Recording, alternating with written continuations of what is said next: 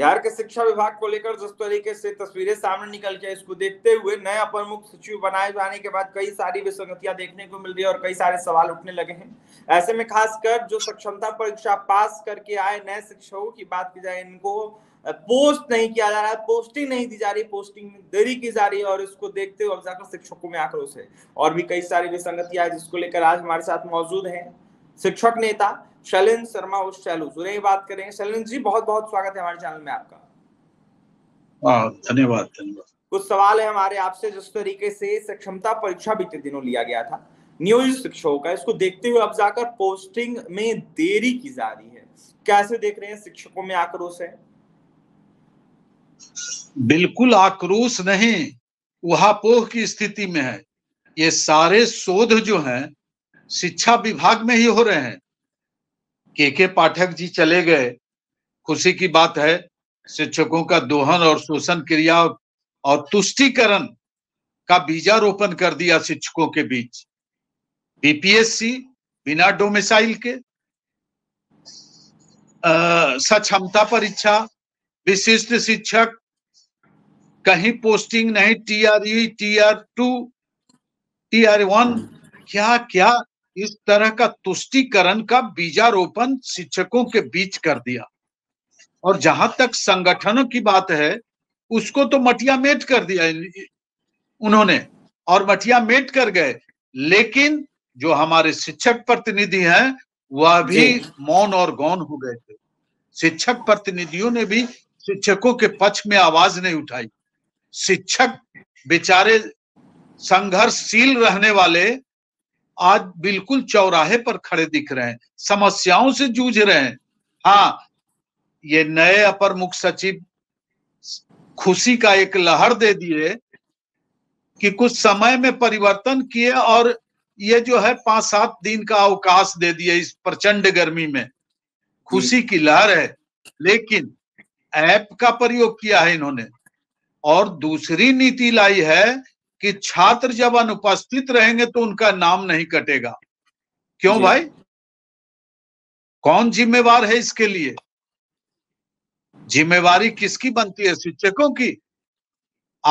फिर वही भ्रष्टाचार का बोलबाला हो जाएगा, फिर उसी मिड डे मील में घपला हो जाएगा, फिर छात्रवृत्ति, फिर 5 जगहों पर उनका नाम।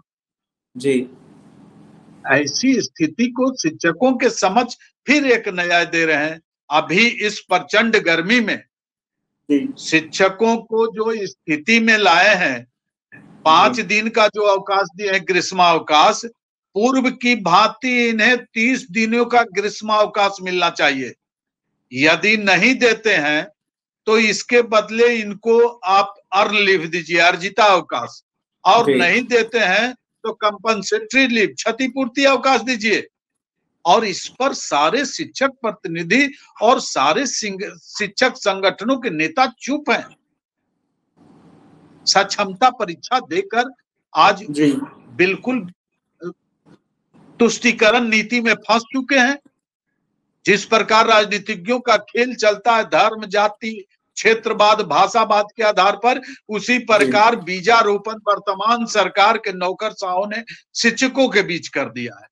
अच्छा शैलेंद्र शर्मा जी, जिस तरीके से खबरें आ रही, इसको देखते हुए वेतन भुगतान अब समय पर नहीं हो पा रहा है, तो इसको आप कैसे देख रहे हैं? इसको देखते हुए शिक्षक कई सारे अब सवाल उठाने लगे हैं, ऐसा क्यों हो रहा है शिक्षकों के साथ?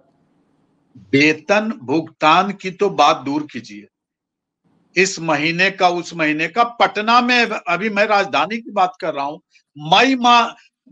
मई माह का वेतन अभी तक नहीं बना है।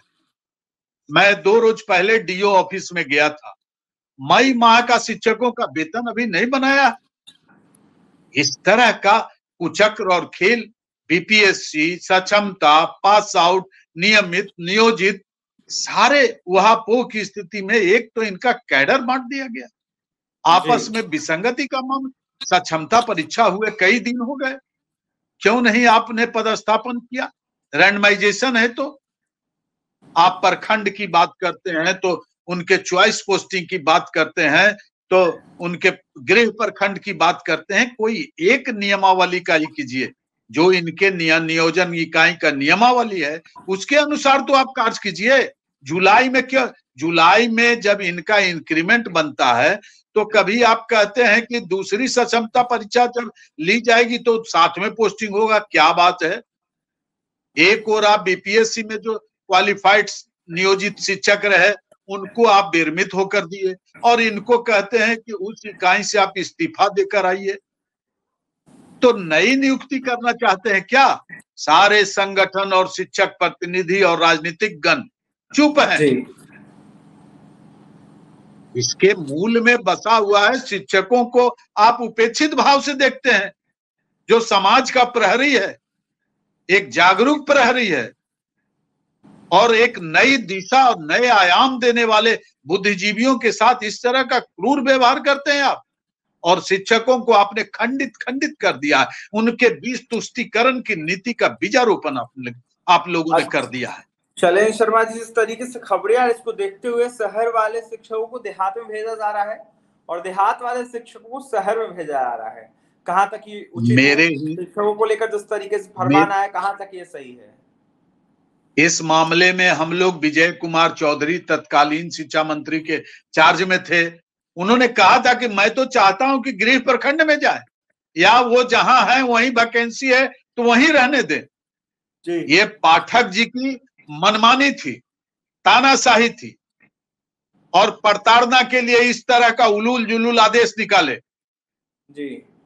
और मैंने शुरू में भी कहा और आज तक कहता आ रहा हूं कि शिक्षकों की समस्याओं का राजनीतिकरण हो गया है और इन राजनीतिज्ञों ने शिक्षकों के बीच तुष्टीकरण का बीजारोपण कर दिया है और कई प्रकार के शिक्षक हैं। इससे बढ़िया तो अतिथि शिक्षक थे जो अपनी आवाज बुलंद करके और परसेंटेज का लाभ लिया, उन्होंने वेटेज मिला उनको, लेकिन नियोजित शिक्षक बेचारे रह गए। एक तो उनको नियोजन का श्राप पड़ा, नियमित से नियोजित करने में नियोजनवाद का जो जन्मदाता रहे वो हमारे शीर्ष नेता हैं। इसका विरोध होना चाहिए और तत्काल प्रभाव से उनकी नियुक्ति होनी चाहिए और सारी सुविधाओं के साथ उन्हें वरीयता मिलनी चाहिए, इंक्रीमेंट मिलना चाहिए उनको। और इतना रोज जो रखे हैं उनको पदस्थापन की प्रत्याशा में उन पर कानूनी कार्रवाई होनी चाहिए। शिक्षकों को प्रताड़ित और देखिए, हमारे साथ बात करने के लिए शैलेंद्र शर्मा सैलू थे, शिक्षकों के बड़े नेता हैं और ऐसे में जिस तरीके से खबरें आ रही इसको देखते हुए काफी आक्रोशित हैं। शिक्षकों की कई सारी मांगे हैं, अवकाश का मामला हो या फिर पोस्टिंग का मामला हो या फिर जिस तरीके से खबरें आ रही इसको देखते हुए और भी कई सारा मामला, जैसे ग्रामीण क्षेत्रों के शिक्षकों को शहरी क्षेत्रों में, शहरी को ग्रामीण में भेजा है। जी शैलेंद्र जी, 1 मिनट। विकलांग शिक्षक जी और विधवा शिक्षिका और जो वृद्ध लोग हैं जिनका 2 साल 3 साल है, अगर वो सक्षमता परीक्षा में पास उत्तीर्ण हुए हैं या सक्षमता परीक्षा में सम्मिलित नहीं हुए हैं, इनको यथास्थान पर ही छोड़ देना चाहिए और उनके अनुसार उनकी पोस्टिंग होनी चाहिए, पदस्थापना। इसका मैं समर्थन करता हूं और अखिल भारतीय स्तर पर इस आवाज को उठाऊंगा। धर्मेंद्र प्रधान जी के पास मैं पत्र लिखने जा रहा हूं कि इस तरह की परिस्थितियों का बाजाबता आप इस पर आदेश निकालिए, अंकुश लगाइए। और मैं माननीय मुख्यमंत्री जी बिहार और माननीय शिक्षा मंत्री जी से भी अनुरोध करता हूं कि ऐसे लोगों को जो दिव्यांग हैं, विकलांग हैं, जो विधवा हैं और जो जिनकी उम्र अभी सेवानिवृत्ति के कगार पर है, ऐसे लोगों को तरजीह दें। देखिए, अखिल भारतीय शैक्षणिक संघ के संयुक्त राष्ट्रीय सचिव जो हैं हमारे साथ थे शैलेंद्र शर्मा और सैलू, ऐसे में यह साफ कह रहे थे कि जो दिव्यांग शिक्षक हैं और जो विधवा महिला हैं उनको ऐसे ही जो पोस्टिंग है वो कहीं ना कहीं दी जानी चाहिए। ऐसे में इसको देखते हुए धर्मेंद्र प्रधान के पास भी पत्र लिखने जा रहे हैं शैलेंद्र शर्मा। ऐसे में क्या कुछ कह रहे थे शिक्षकों के हित में आपने सुना है, अब जाकर कई सारी विसंगतियां है और इसको देखते हुए शिक्षा विभाग क्या कुछ करता है ये बड़ा सवाल है। और तमाम खबरों के लिए बने रहे हमारे साथ। बहुत बहुत धन्यवाद।